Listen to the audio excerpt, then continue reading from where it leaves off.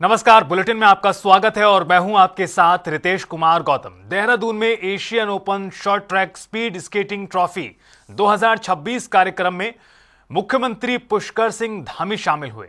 उन्होंने कहा कि राज्य सरकार खेल और खिलाड़ियों को बढ़ावा देने के लिए लगातार काम कर रही है। नई खेल नीति लागू होने से खिलाड़ियों को बेहतर अवसर मिल रहे हैं। प्रदेश में खेल अवस्थापना सुविधाओं का तेजी से विस्तार किया जा रहा है। सीएम ने कहा कि उत्तराखंड अब राष्ट्रीय और अंतर्राष्ट्रीय खेल प्रतियोगिताओं के आयोजन का केंद्र बन रहा है। मुझे बेहद खुशी हो रही है, विशेष रूप से देश से आए हुए, विदेश से आए हुए सभी खिलाड़ियों का। मैं देवभूमि उत्तराखंड में हृदय से आप सबका स्वागत करता हूं। I extend a very warm welcome to all the players, coaches and officials who have come from different countries across the world participate in this competition. It is my great pleasure to welcome you all to the sacred land of the Devbhoomi Uttarakhand. आज का दिन न केवल उत्तराखंड के लिए बल्कि पूरे भारत के लिए खेल के इतिहास के एक स्वर्णिम दिन के रूप में जाना जाएगा। हमारे लिए ये बेहद गर्व का विषय है कि उत्तराखंड को Asian open short track speed skating trophy जैसी प्रतिष्ठित अंतर्राष्ट्रीय आयोजन की मेजबानी की जिम्मेदारी मिली है। मैं इस भव्य आयोजन के लिए और इस आयोजन का साक्षी बनने के लिए वैश्विक स्तर की शीतकालीन जो खेल स्पर्धा है उसकी मेजबानी करने में हमारा देश और हमारा उत्तराखंड पूरी तरह से समर्थ है और सक्षम है। जैसा कि आप सभी जानते हैं, खेल सीमाओं से परे जाकर पूरे विश्व को एक सूत्र में बांधने का काम करता है और मुझे विश्वास है कि इस सफेद बर्फीले मैदान पर हो रहा आयोजन विश्व को शांति का संदेश देगा। मुझे बताया गया कि इस प्रतियोगिता में एशिया के 14 देशों से लगभग 300 खिलाड़ी भाग ले रहे हैं। मुझे पूरा विश्वास है आप सभी न केवल इस मैदान पर अपनी प्रतिभा, अपने अनुशासन के बल नया रिकॉर्ड बनाएंगे बल्कि अपने व्यवहार से एक अनूठी मिसाल भी यहां पर पेश करेंगे। मैं इस आयोजन से जुड़े हुए सभी आयोजकों को, प्रशिक्षकों को, तकनीकी अधिकारियों को बधाई देता हूं जिन्होंने इस आयोजन को सफल बनाने के लिए बहुत मेहनत की है, तैयारी की है। उनकी जितनी प्रशंसा की जाए उतनी कम है। साथियों, आज आदरणीय प्रधानमंत्री श्री नरेंद्र मोदी जी के नेतृत्व में हमारा देश आज खेलों के क्षेत्र में नई ऊंचाइयों को छू रहा है और प्रत्येक क्षेत्र आज आकाश चूम रहा है। खेल के क्षेत्र में भी प्रधानमंत्री जी के नेतृत्व और उनके दूरदर्शी सोच के कारण से आज पूरी तरह से बदल गया है। खेलो इंडिया, फिट इंडिया मूवमेंट जैसे अभियानों ने देश के कोने कोने में नई खेल संस्कृति को प्रोत्साहित किया है। अब केवल प्रतियोगिताएं ही नहीं बल्कि युवा शक्ति और राष्ट्र निर्माण का महत्वपूर्ण माध्यम हमारे खेल बन चुके हैं और भारत के खिलाड़ी दुनिया के सभी मंचों पर, बड़े मंचों पर अपनी प्रतिभा का लोहा मनवाते हैं। ओलंपिक हो, एशियन गेम्स हो या कोई अन्य अंतर्राष्ट्रीय प्रतियोगिताएं हों, आज सभी में भारतीय खिलाड़ी बहुत बेहतर प्रदर्शन कर रहे हैं। माननीय प्रधानमंत्री जी के मार्गदर्शन में हमारी सरकार भी खेल संस्कृति को मजबूत करने के लिए हर संभव प्रयास कर रही है। इस दिशा में पिछले वर्ष उत्तराखंड के अंदर 38वें राष्ट्रीय खेलों का सफल और भव्य आयोजन किया गया और इस आयोजन में देवभूमि को खेल भूमि, वीर भूमि के साथ साथ देवभूमि के साथ साथ खेल भूमि के रूप में भी एक नई पहचान दिलाई है। और राष्ट्रीय खेलों के दौरान हमने केवल प्रतियोगिताएं आयोजित नहीं की बल्कि आधुनिक विश्व स्तरीय इंफ्रास्ट्रक्चर भी मजबूत हुआ है। उसी का परिणाम है कि आज अंतर्राष्ट्रीय स्तर की प्रतियोगिताएं यहाँ हो रही है। इसके अतिरिक्त स्पोर्ट्स लीगेसी प्लान भी लागू करने की दिशा में हम आगे काम कर रहे हैं जिसमें हजारों विश्व स्तरीय एथलीट खिलाड़ी एक यहाँ पर ट्रेनिंग ले सकेंगे। अच्छी उनकी व्यवस्था हुई है। हमारा प्रयास है कि उत्तराखंड के सभी प्रतिभाओं को अच्छा मंच मिले, खिलाड़ी राष्ट्रीय अंतर्राष्ट्रीय स्तर पर अपनी पहचान बनाए। इसी क्रम में जहां स्पोर्ट्स यूनिवर्सिटी और महिला स्पोर्ट्स कॉलेज दोनों ही हमारे निर्माण की ओर तेजी से आगे बढ़ रहे हैं। आज मुख्यमंत्री पुष्कर सिंह धामी ने खटीमा कैंप कार्यालय में जनता और जनप्रतिनिधियों से मुलाकात कर उनकी समस्याएं सुनी।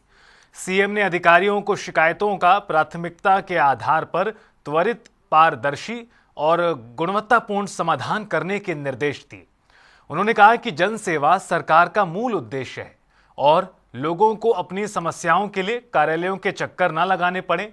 फिलहाल सरकार सरलीकरण, समाधान और संतुष्टि के मंत्र पर काम कर रही है।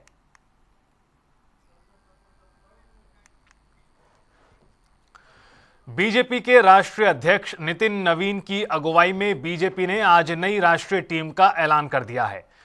उत्तर प्रदेश और उत्तराखंड समेत कई राज्यों में विधानसभा चुनाव से पहले भाजपा की नई टीम में कई नाम शामिल हैं। इसमें 8 राष्ट्रीय महासचिव, 13 राष्ट्रीय उपाध्यक्ष और 16 राष्ट्रीय सचिव बनाए गए हैं। आपको ये बता दें कि नितिन नवीन की अगुवाई वाली इस टीम में उत्तराखंड के 4 बड़े नेताओं को जिम्मेदारी सौंपी गई है।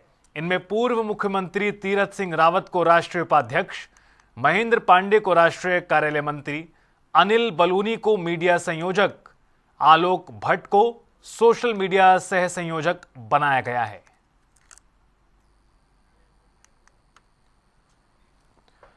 उत्तराखंड बीजेपी में अंदरूनी नाराजगी की चर्चाएं फिर से तेज हो गई हैं।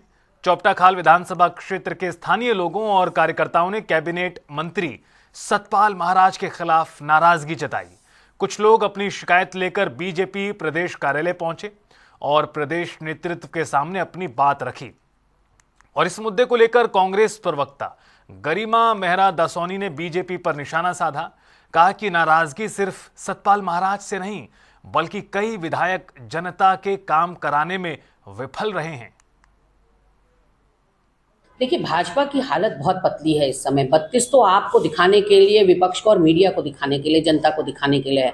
कुल मिलाकर सारे के सारे 47 विधायकों की सिंहासन बत्तीसी इस समय हिली हुई है। तो इन्होंने क्योंकि जनता के बीच में जाकर कोई काम किया नहीं, अब जो है मुख्यमंत्री जी ने इनको आदेश दिया है कि भैया स्थानीय जनता, क्षेत्रीय जनता के बीच में जाओ और सीधे मुझे रिपोर्ट करो। तो जो काम इनका 4.5 साल तक था उसके लिए अगर इनको आदेशित करना पड़ रहा है तो आप समझ सकते हैं कि भारतीय जनता पार्टी इस वक्त कितने संकट में है।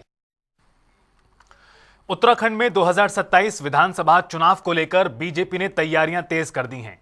पार्टी संगठन को बूथ स्तर तक मजबूत करने के लिए संभाग स्तर पर बैठकें कर रही है। इस मुद्दे पर बीजेपी प्रदेश महामंत्री दीप्ति रावत भारद्वाज ने बताया कि गढ़वाल संभाग की बैठक पार्टी मुख्यालय में होगी। इसमें हरिद्वार, टिहरी और पौड़ी लोकसभा क्षेत्रों से जुड़े संगठनात्मक मुद्दों पर चर्चा की जाएगी। बैठक में सीएम धामी, प्रदेश अध्यक्ष, सांसद, विधायक और जिला अध्यक्ष भी शामिल होंगे। बैठकों का दौर यहाँ पूरे मतलब पार्टी के हिसाब से लगातार प्रदेश भर में चल रहा है। हम लोगों ने मंडल, हमारे 304 मंडल हैं पूरे प्रदेश में, तो दोनों संभागों की मंडल अध्यक्षों की बैठक संपन्न की है। उसके बाद हमारी 5 लोकसभाओं की बैठक है जिसमें कि हमारे सांसद और विधायकगण और जिलाध्यक्ष भी मौजूद रहेंगे। तो ऐसे 2 हमारी लोकसभाओं की बैठक कल ही हुई है, वो अल्मोड़ा और नैनीताल की, और ऐसे ही कल हमारी 3 लोकसभाओं की बैठक अभी होनी है, हरिद्वार, टिहरी और पौड़ी की। और इसमें हमारे जो मुख्यमंत्री जी हैं आदरणीय और हमारे प्रदेश अध्यक्ष जी दोनों ही बैठक को लेने वाले हैं, और उनके साथ साथ जो आएंगे हमारे सांसदगण और बाकी विधायक और जिलाध्यक्ष उसमें मौजूद रहेंगे। उधर देहरादून में पाकिस्तान के स्वतंत्रता दिवस पर प्रधानमंत्री शहबाज शरीफ के बयान को लेकर उत्तराखंड वक्फ बोर्ड के अध्यक्ष शादाब शम्स ने प्रतिक्रिया दी। उन्होंने पाकिस्तान पर भारत के मुसलमानों का ठेकेदार बनने की कोशिश करने का आरोप लगाया।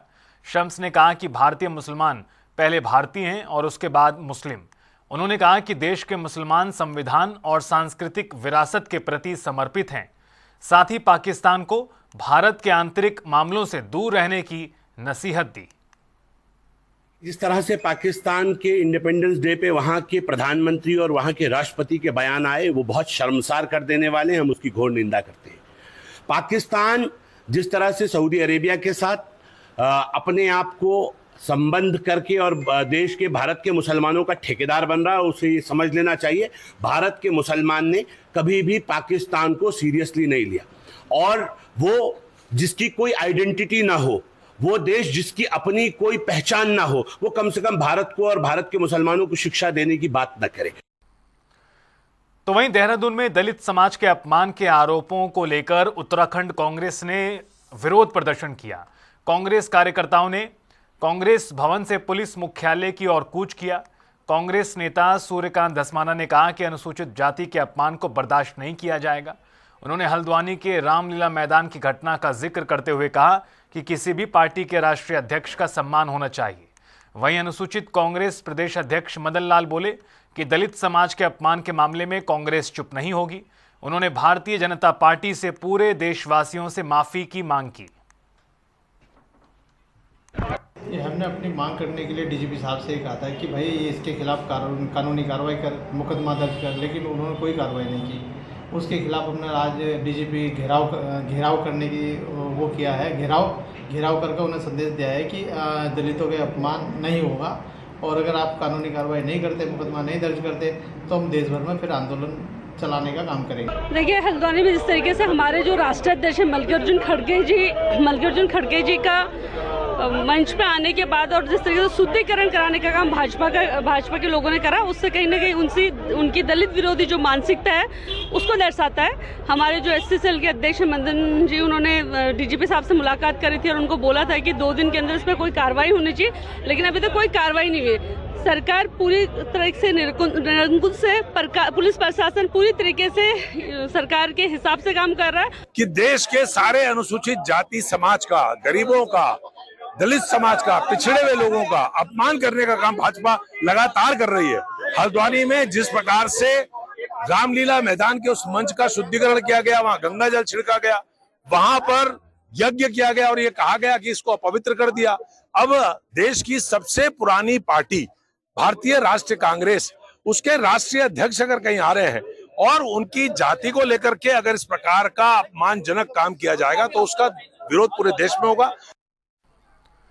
स्वतंत्रता दिवस पर वंदे मातरम को कथित तौर पर बीच में रुकवाने के मामले ने राजनीतिक तूल पकड़ लिया है।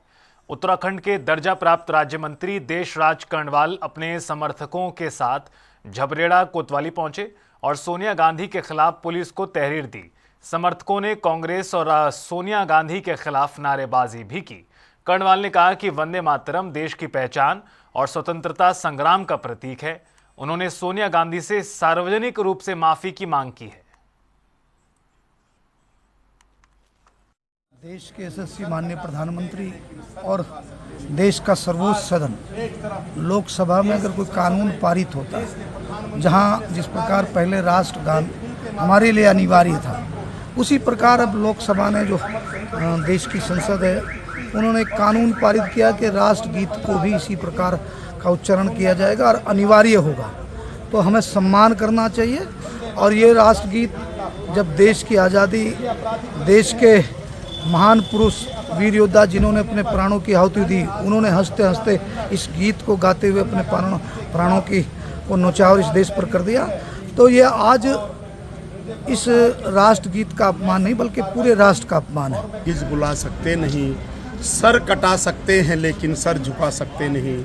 आज देश के अंदर वंदे मातरम को जो गीत, जो राष्ट्रीय गीत, जो आधे के मतवालों ने गाया और उसे गा करके आज़ादी मिली, उन अमर शहीदों को सच्ची श्रद्धांजलि दी गई संसद के अंदर। इस राष्ट्रगीत को भी राष्ट्रगान की तर्ज पर की तरजीह दे करके हमारी संसद ने, हमारे प्रधानमंत्री नरेंद्र मोदी जी ने बहुत बड़ा ऐतिहासिक काम किया है। मतदाता सूची में नाम काटने की शिकायतों को लेकर मसूरी में कांग्रेस और स्थानीय लोगों में नाराजगी बढ़ गई है। कांग्रेस कार्यकर्ताओं ने प्रशासन को प्रत्यावेदन सौंपकर आपत्तियों की निष्पक्ष जांच की मांग की है। कांग्रेस का आरोप है कि सालों से मसूरी में रह रहे पात्र लोगों के नाम हटाने की कोशिश की जा रही है। नेताओं ने बिना ठोस प्रमाण नाम न हटाने और पूरी प्रक्रिया पारदर्शी रखने की मांग की। इसमें मामला क्या है भाई जी, ये सरासर जो है फर्जी तरीके से इन्होंने कराया, ये आपत्ति जो लगाई है, और इसी आपत्ति के चलते हुए मेरे भी नोटिस आया है, जिसमें मैंने ऊपर नाम और नंबर पूरा लिखा हुआ था। मैंने एक बार कॉल करके देखता है, जब मैंने कॉल करा तो पता चला वो जो है फर्जी है नंबर, वो निकला तमिलनाडु का। और उसने कहा इसमें मेरा कोई हाथ नहीं है, कि इसमें मेरा कोई वो नहीं है कि योगदान की मैंने आपको नोटिस भेजा है, मेरा कोई लेना देना नहीं है। मेरे पास एक नोटिस आया, अभी आप यहाँ रहते नहीं है, मेरे को इतना 78 साल हो गए मुस्लिम में रहते हुए। आप ये कंपनी बाग से लेके लाल टिब्बा कहीं भी देख लो, हर आदमी मेरे को जानता है। मेरी पीछे वाली इस पे दुकान है, और मेरे यहाँ 2-3 पुश्ते हो गई हम लोग यहीं रहते हैं, और किसी ने आपत्ति लगा दी कि यहाँ नहीं रहते।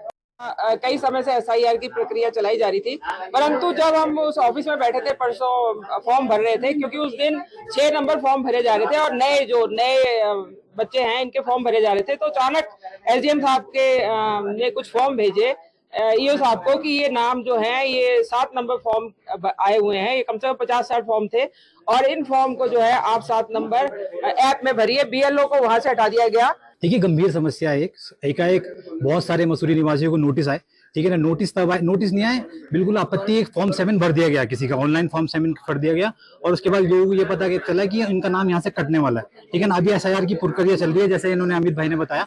उसके अभी फॉर्म जो हमने रेक्टिफिकेशन का जो काम चल रहा था, जिसमें डॉक्यूमेंट्स गवर्नमेंट ने मांगे थे कि भाई डॉक्यूमेंट्स दो, किसी की नाम में शुद्धिकरण था, किसी के पेरेंटिंग कोई दिक्कत था, किसी का एज में दिक्कत थी, तो अभी वो प्रक्रिया एक पूरी नहीं हुई थी। उसके बाद अचानक से एकदम से BLO का फोन आया कि इतने लोगों का नोटिस फिर से आ गया। SIR में जो प्रक्रिया प्रारंभ में चल रही थी कि जो नाम के त्रुटि थी या किसी तरह के डॉक्यूमेंट पूरे नहीं थे, उसको सुविधा पूर्वक किया जा रहा था, लेकिन उसके तत्पश्चात जब फॉर्म 7 की बात आती है, आपत्ति लगाने की बात आती है, तो ऐसे लोग आपत्ति लगाते हैं जो बिल्कुल निराधार आपत्ति हैं। जब उनको फोन नंबर मिलाया जाता है तो कहीं बरेली, दिल्ली, कुछ के फोन नंबर बंद आते हैं जो रीचेबल ही नहीं है, कि जो कुछ ऐसे हैं जो फोन ही नहीं उठा रहे हैं।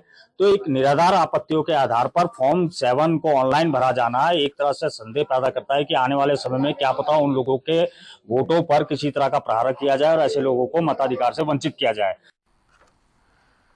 राजधानी देहरादून में झमाझम बारिश शुरू होने से उमस भरी गर्मी से लोगों को राहत मिली।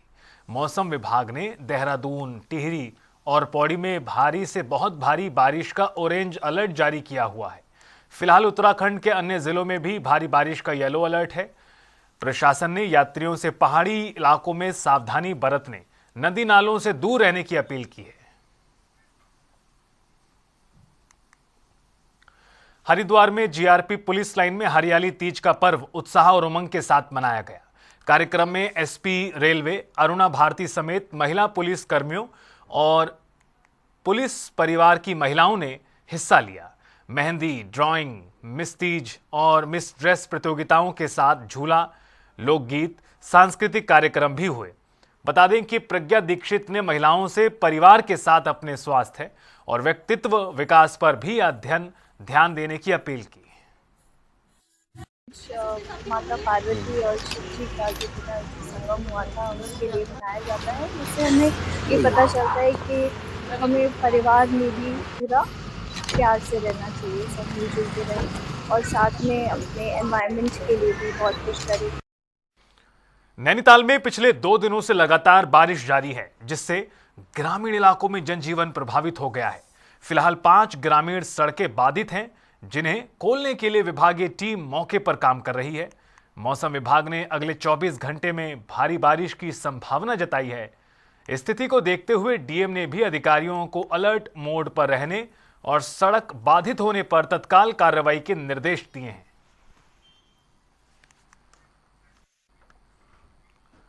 मसूरी के केम्पटी फॉल में हरियाणा का अजय गौतम पानी की निकासी में फंसकर डूबने लगा, तो वहीं उसके दोस्तों और स्थानीय लोगों ने उसे बाहर निकाला, लेकिन उसकी सांसें उखड़ने लगी और ऑक्सीजन का स्तर काफी गिर गया। मौके पर मौजूद डॉक्टर ने तुरंत CPR और प्राथमिक उपचार देकर उसकी जान बचाई। इसके बाद अजय को मसूरी उपजिला चिकित्सालय ले जाया गया, जहां उपचार के बाद हालत गंभीर देखते हुए देहरादून हायर सेंटर रेफर किया गया। इनका नाम है अजय गौतम है, ये पानीपत के रहने वाले हैं। ये लोग यहाँ पे टूरिस्ट आ रखे थे, घूमने आ रखे थे केम्पटी की तरफ में। तो बहुत ज्यादा वैसी बरसात का वैसी आजकल टाइम है, तो ये लोग भी अपना पता नहीं क्या कर रहे थे, साथ में सारे दोस्त आ रखे थे ये लोग। अब ये जो लड़का है अजय गौतम, इसका पैर फिसला जिसकी वजह से नीचे गिर गया, कहीं जाके डूबने लग गया था ये बेसिकली।